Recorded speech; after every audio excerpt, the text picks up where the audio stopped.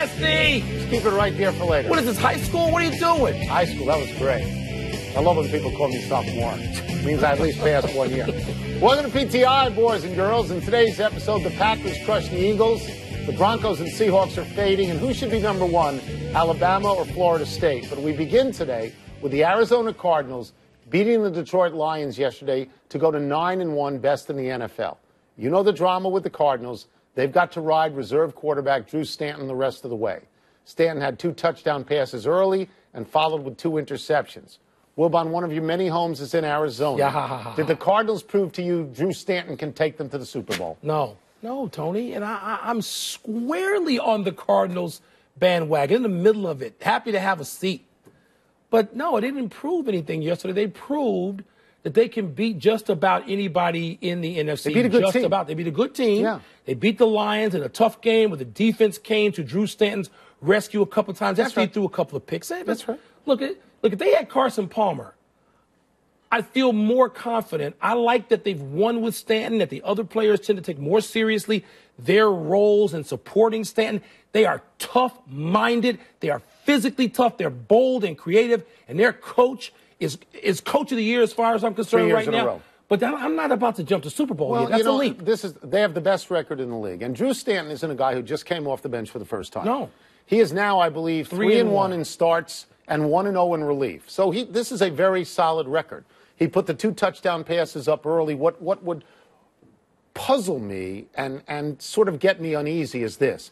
He appeared to get greedy late in the game. Yeah. He tried to fit in a couple of passes. He said that later. Yeah, and now if you do that in the playoffs, you're out.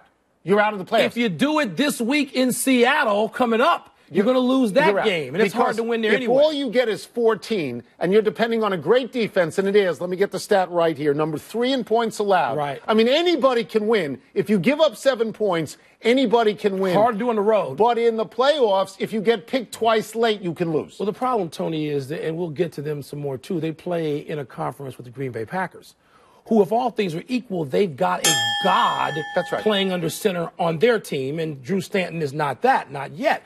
But the Cardinals, they're so fun to root for, Tony. They seem to, you know how teams talk about loving each other and having chemistry, and it's all a bunch of overrated garbage most of the time? They actually seem, the Cardinals, to love being out there with each other. I'm just going to put one little hole in the balloon. What's that? Matthew Stafford in his career on the road against winning teams, as the Cardinals were in Arizona. How many games? 0-15. So beating them. Well, you're supposed to. That's the point. Chris Rock. And that's the point. For what you're supposed to do. When the Green Bay Packers do something historic, it's worth talking about. For the first time ever, and that covers 94 seasons, the Packers reached the 50-point mark in successive games. Yesterday, it was a 53-20 dismantling of the Eagles. Philly was down 17-0 before they knew what hit them. And suddenly, Mark Roger Staubach Sanchez didn't look like super QB. Tony, does losing to perhaps the best team in the NFC cause you to downgrade the Eagles from elite to something less?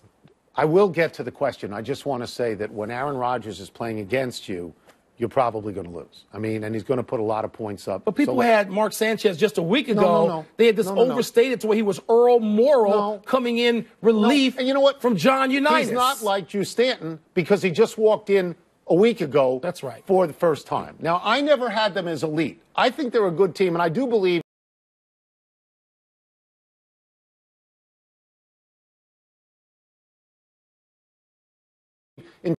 in Chip Kelly, and I do believe in that system. I think Sanchez will be fine. But if you notice who they have lost to this year, Philadelphia has lost at the Packers, at the 49ers, and at the Cardinals. They're 0 for 3 against sort of playoff teams. That's the elite in the NFC. That would be my point. And that what the Eagles are is a second-level team, second-level good. They are, you know, as Denny Green said, they are who we thought they are. That's right. No, Tony, I agree with that. There's no slight to the Eagles. And maybe they are able to get their heads through that ceiling later in the year because you play and you practice. And as we see with the New England Patriots, you get better. But the Green Bay Packers, Tony, they look otherworldly. The only yellow light I would throw up there with the Packers is it's happening kind of early in the season. The Packers are laughing on the sideline. They trash the Bears. They trash the Eagles. They're yucking it up. They're patting each other on the back. And when this happens in mid-November, I don't know that it lasts all the way to the first Sunday in February. The Packers have done this before, where they look great in November and sort of tail off. But right now, they look like world beaters. Aaron Rodgers at the moment is playing on a level even higher than Tom Brady. He is. He's the number one guy in the league. Level in the league right now, whether he stays in the pocket or moves out, so whatever happens, I would just say he's playing to that level. When it's too good to be true in pro sports, it usually is. Well, you wouldn't say that if we were in January already. No, you wouldn't. That's right. That's right. Two notable results yesterday in the state of Missouri. In St. Louis, the Rams handily beat the Broncos, limiting Peyton Manning to 1 touchdown. In Kansas City, the Chiefs stopped the Seahawks every time they had to. Wilbon, these were last year's Super Bowl teams. Do you still believe in Denver and Seattle? Tony, a little bit. I got a little bit left for Seattle, a little bit left. I believe they can have a finishing kick. Denver, it was something about, even though I've had them number 1 in sort of my personal power index. In the Wilbon Power Index, the WPI, boys and girls. Down to 4 now, Denver in the power index. Oh, whoa, what 4. a drop. Can't have them ahead of. Precipitous. Okay, so that shows you I'm not all that strong in my belief of them. I don't think this means anything negative about Peyton Manning and his offense. Peyton Manning will come back. He's not going to have 16 straight spectacular days. That's right. I know he stood up there and did what you want to see $100 million golden boys do. He said, this is on me. We lost. That's great, because that's what leaders do. And Peyton That's Manning, what he does, but always. It isn't on him, because he'll be fine probably next week. But, Tony, I got a little bit left for Seattle, not much in Denver. I think there's a deeper problem with Denver. What is it? They cannot run the ball. So now what happens is Peyton Manning has to throw all the time. In the last 3 starts, he can throw it all he has the time. thrown the ball 57, 44, and 54. In the 2 that he has lost, he's thrown it 57 and 54. Look, this is like watching Kobe Bryant to some degree, where Kobe Bryant just shoots and shoots and shoots, and finally James Worthy said, this is a little too much, isn't it? I don't think Peyton Manning wants to pass this much. They don't run the ball, and he's not. You could say that Peyton calls these plays, Omaha, and turn around and hand it to somebody. Because he can't run. He doesn't need to run. Peyton Manning hasn't run since he was 12 years old. Julius Thomas is hurt. I get that, by the way. It seems like the Thomas injury, luckily, is not as serious as it was feared to be. But, Tony, they develop running backs. We have seen Denver in the scheme of what they do. They got guys on practice squad. You have to hand the ball to someone. That was Mike Shanahan who developed running backs. I understand that, Tony. This is a new regime there. Tony, you know what? Then they better take a page out of the old regime. You're right. You can't just have Peyton Manning throwing it 60 times. I'm like you, that I believe a little bit in Seattle, and you know what? I don't know why. Because their defense is number 12 this year. Last year was number 1, so it's not as good. Yeah. Golden Tate is gone. Percy Harvin is gone. And Marshawn Lynch hates everybody he plays with. And yet I still think they have a chance. Percy Harvin being gone, I thought, was going to be a problem. You give away a playmaker like that, who do you put in the playmaker extraordinaire position, even if it's only a few plays a month? Now it's Marshawn Lynch all the time. That's right. Another team that might have been ridiculously overstated, I believe you were guilty of this, is the Indianapolis Colts. Guilty. Not only was there no passing of the torch from the Patriots to the Colts, the Patriots took said torch and set fire to Andrew Luck and the Colts. A guy named Jonas Gray. Who? Jonas Gray, speaking of, do we have a famous running back? Had a grand total of 131 career rushing yards in 2.5 years. He went for 199 and 4 touchdowns. Meanwhile, the Patriots defense took T.Y. Hilton right out of the game, gave up nothing on the ground additionally. Tone, aren't the Patriots the very best team in the NFL? I think if you look at the recent results, and they have won 6 games in a row when people pronounced them dead and pronounced that Tom Brady couldn't play He was going to give up his job to Janine Garofalo. Janine Garofalo was going to come in as an understudy. It didn't happen. Those breathless reports. In this 6-game streak, they put 43 on Cincinnati. That's a playoff team. Yeah. They put 43 on Denver. That's a Super Bowl team. They go to Indy. They put 42 on the Colts, a team that, in the words of somebody, was an emerging superpower. And that was not me. And it certainly wasn't me. So Thank I you, would Mr. say that they are today. Now, they got tough games coming up, including an at Green Bay, but today they're number 1. The Indianapolis Colts, they're a nice team. Yeah. They're a nice team. They could get in the playoffs and make some noise. Aren't they're they a nice like team. Philadelphia in the AFC? Maybe not even, but they're about like that. Yeah.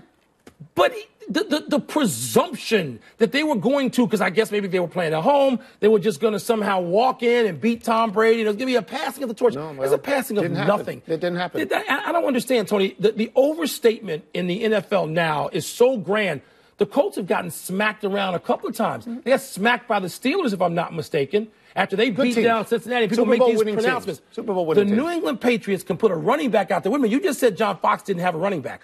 Did you know that Bill Belichick had this guy 2.5 years in the league? I am loath to give Bill Belichick credit, and Why? you have to. Why? He found a guy named Jonas Gray that neither of us had heard of until yesterday, and suddenly he gets 4 touchdowns. Did you see the gonk? Did you see that particular touchdown? The last touchdown? Where he pushed people aside and ran over others like a dived road into 2 grader? guys. Did you and see then that? like a caveman, he came off dancing. How about when he told Belichick essentially, look, you can do whatever you want. I'm going to go dance and now. And you'll remember stunk his tongue out that like a few weeks Frankenstein. ago, I told you that if he was healthy, they were a different team, and indeed they are. Alabama beat Mississippi State on Saturday in the biggest college game of the year so far, or what we like to call a weekly event in the SEC West. Wilbon, this is simple math. Mississippi State was number 1. Alabama beat them. Isn't Alabama now number 1? Not necessarily. I don't really care if Alabama. What does the WPI say? Well, the WPI says number 1 is Florida State. Really? And I know people want to downgrade them because they win all the games close and they win them late. And Tony, I find something attractive, appealing about that. I don't really care about the non-anxious moments of a 43-10 game, which is what they were doing to everybody last year. I like that Florida State comes back late. Florida State 1, Alabama 2, and I had Alabama 3 last week.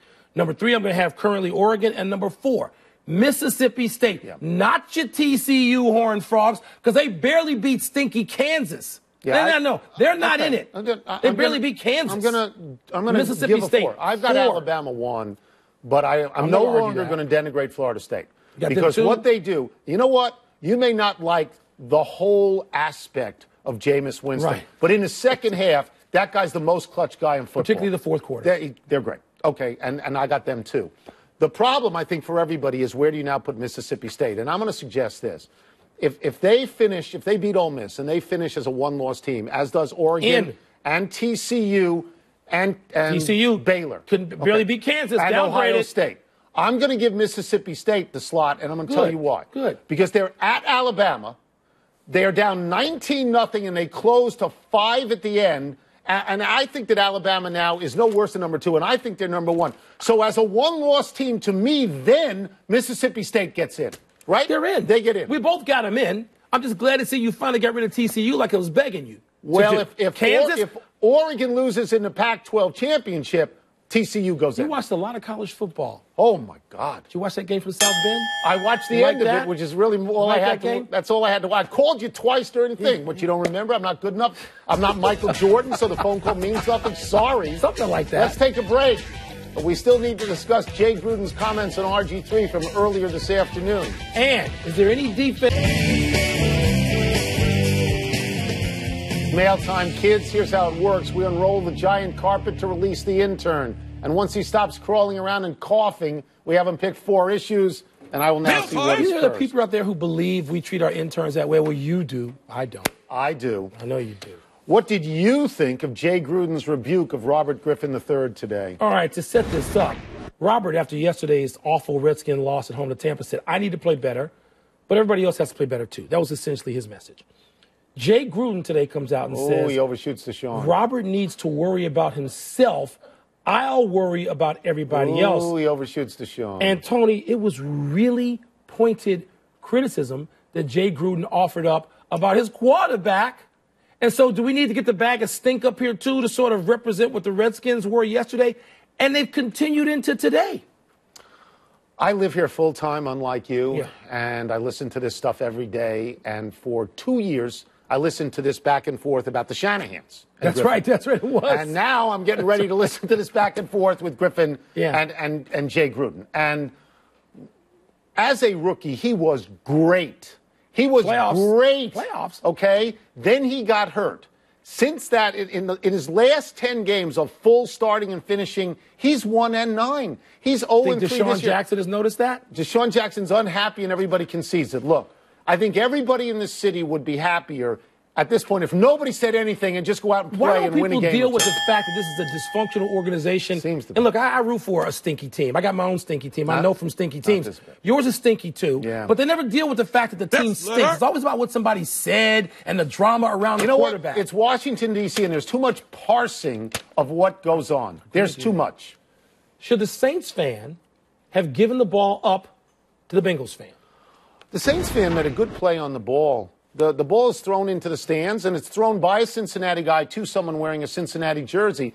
But the long-suffering Saints fan catches the ball. He intercepts the ball. He makes a good play on the ball. Now, the woman who rooted for Cincinnati got a ball later.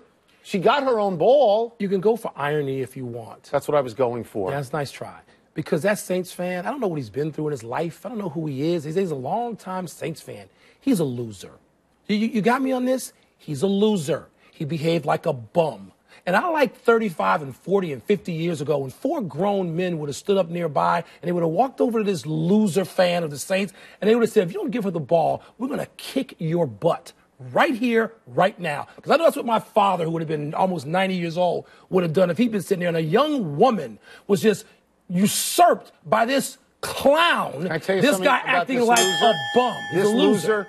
He made a play. He's a loser. The Saints haven't made a play at home in a few weeks. They've lost 2 in a row at home. Save the irony. The guy was a loser. And big up to the Saints players who got her a ball. Is a 13-year contract a smart investment for any team in any sport? No, and I know there are some exceptions you can point to. The NHL has a lot of these contracts. Did a few years ago. They're 4 and 5 years old now. Think about Marian Hossa with the Blackhawks. We had a 12-year deal, and they've won 2 Stanley Cups with him in the center of that lineup, of that team, that roster. But, Tony, you're 38 years old or something like that when you finish the contract. Giancarlo Stanton's getting $325 million for 13 years. You don't like it? Why would you do that? For what? It's a long time. I should tell the people out there that we've sat here for 13 years, and we're sick of each other. So somebody's going to get sick. It wasn't one 13-year contract. Albert Pujols was great 13 years ago. Alex Rodriguez was great 13 years ago. They got long-term contracts. Roberto Luongo, who we like. Okay, the Canucks signed him to a 12-year deal and had to give him away to get rid of him because it doesn't work. Doesn't work. Remember the first one of these? Make a splash. Remember when Magic signed, I think, for 25 years for $25 million or something like that? Then he fired the coach. Worked out okay for him. He won 5 championships with Pat Riley, your boy. Made the Hall of Fame. Made the Hall of Fame. Did you hear that? Irvin. How much credit does SUNY Cortland really deserve for its game-winning play? Let's look at this. You're the expert on the SUNYs. There's no time left. They line up for a field goal, but the holder isn't there. The holder runs out. Where was he? He was in a porta potty. The snap is bad. Watch this. The holder then throws it. They get a touchdown. Now, look. This is the State University of New York at Cortland. Look at this. I went to the State University of New York at Binghamton. Of course, I'm rooting for them against a private school like Ithaca. I think that the special teams coach ought to get a raise. You know, somebody raised this, and I'm sure there's an exception for this in the rule book. But when you're on both knees, the play is not over when you touch the ball. I guess not for the holder. In college football, one knee brings the play to a halt. You get no credit for this except, oh, wait, on the scoreboard where you win the game. But nobody can go in there and say, our young men persevered. No, they didn't. They got lucky. They got lucky. They got lucky. What's wrong with that? Nothing. Luck is the residue of design. Take lucky. Enough email, kids. Let's take one last break, but we still need to discuss Florida's sudden need for a new head coach. And after gaining 408 yards, didn't Melvin Gordon deserve to play the fourth quarter? I was surprised because he could have put it out there. He could have got 500. Yeah. I mean, nobody... I don't know if anybody will catch me an Audi. Happy time, people. Happy 46th birthday, Sean Miller. With Kentucky sucking the air out of every college basketball ranking, you might be surprised to know that Sean Miller's team, Arizona, is number 2 right now. Miller was somewhat overshadowed in the tournament last year by younger brother Archie, who took Dayton to the Elite Eight, which is where Arizona lost as well. Arizona's got a bunch of high flyers, including this kid, Rondé Hollis-Jefferson, Tony. It'll be interesting to see what they look like come mid-season. Happy anniversary to the Oakland Raiders. On this day last year, you won a game. You haven't won one since. You're 0-16 since. In fact, you're 5-30 in your last 35. The once mighty Oakland Raiders have not finished above 500 since 2002. Just lose, baby. I may take them this week against the Kansas City Chiefs. Trap game coming up, that win over Seattle. Trap game, huh? Happy trails, Will Muschamp. The embattled Florida coach has stepped down in his 4th season at Florida with a 17-15 record in the SEC. Well, when I watched the press conference today, president of the school and the athletic director could not have been more praising of Muschamp as a person, but everyone, including Muschamp, conceded he didn't win enough football games. A lot of folks at Notre Dame hoping Brian Kelly will go down and take that Florida job. Can we give him the bag of stink after going for 2 against Northwestern? I'm happy he went for 2 because it let us back in the game. Trying to find out where we messed up. What did we mess up? Oh, I got this, Tom. look into the camera. You look into the camera. You're You said looking Bruce into the camera. Arians was on his way to winning back-to-back Coach of the Year awards, but Ron Rivera won last season. Apologize. Sorry, Bruce Arians should have won it. Big finish. Let's do it. Wisconsin running back Melvin Gordon had 408 yards in 3 quarters versus Nebraska. Should he have played the 4th? I left him in there. Yeah, 550 was in his reach, Tony. Heisman, maybe? Braves traded right fielder Jason Hayward to the Cardinals for Shelby Miller. Who wins that trade? I like everyday players over pitchers. Kevin Harvick won the Sprint Cup. You surprised? Tony, a little bit surprised but impressed. He won the race and the cup, which is how it ought to be. Kobe, 44 points, 34 shots. Lakers lose to the Warriors, drop to 1-9. Your thoughts? He's the only reason to watch the Lakers. They're going to go 1-81. Last one, Steelers and Titans tonight. Which Steelers team will show up? The good Steelers show up. They got to win this game, Tony, to get back on track. We're out of time. We will try and do better the next time, and I am Tony Kornheiser. I'm Mike Wilbon saying